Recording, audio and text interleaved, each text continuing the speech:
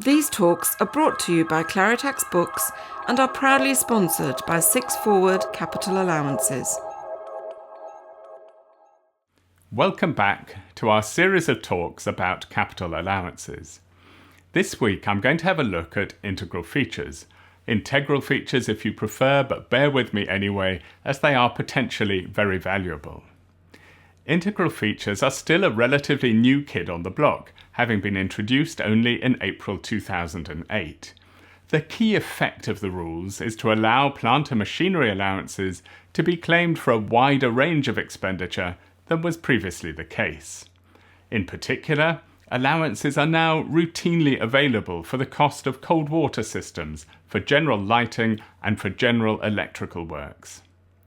Every silver lining contains a cloud, however, and the downside is that any writing down allowances for the costs of integral features are given more slowly as so-called special rate expenditure, which sounds good but isn't, than for most other plant and machinery.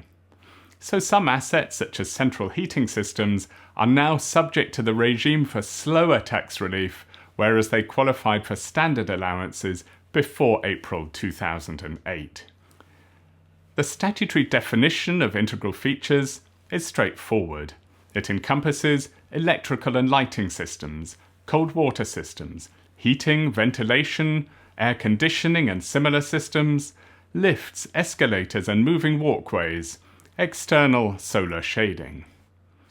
However, the definition excludes any asset whose principal purpose is to insulate or enclose the interior of a building, or to provide an interior wall, floor or ceiling which, in each case, is intended to remain permanently in place.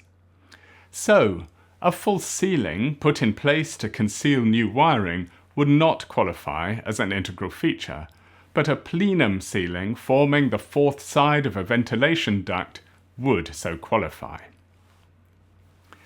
The exact meaning of some of these concepts, lighting systems, electrical systems, cold water systems, is not always clear-cut, but HMRC have given some guidance, and full details are also included in my Capital Allowances book.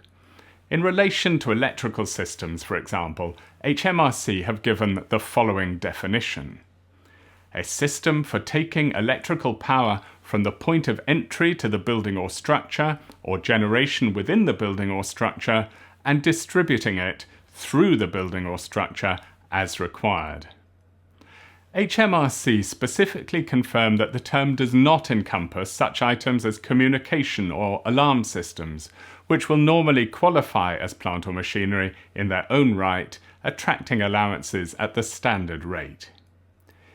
We will look at the broader concept of special rate expenditure in a later talk, but note that some items are designated as special rate even though they are not integral features, for example solar panels and indeed higher emission cars. The integral features rules give allowances as if the expenditure in question were on the provision of plant or machinery, even though lifts, for example, are undoubtedly machinery in their own right. So we do not have to consider whether external solar shading, for example, would qualify as plant on ordinary case law principles. However, this does not mean that expenditure on integral features will always qualify for allowances, as other legislation may take precedence. For example, the restriction for plant and machinery in a dwelling house, which we've touched upon in an earlier talk, applies to integral features in the same way as it does to other plant or machinery. A short life asset election is not permitted for integral features. However, there's nothing to stop a person claiming annual investment allowances, AIAs, for integral features. Indeed, if expenditure is incurred on a property that includes both integral features and other fixtures, any AIAs should normally be claimed first for the integral features so that the remaining expenditure attracts allowances at the higher standard rate rather than at the lower special rate.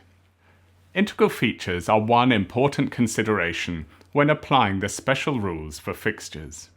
Coverage of fixtures in property will extend over many talks starting next week. Thank you for watching. I hope to see you again soon. And if you'd like to find out more about my capital allowances titles mentioned earlier in the talk, simply visit claritaxbooks.com.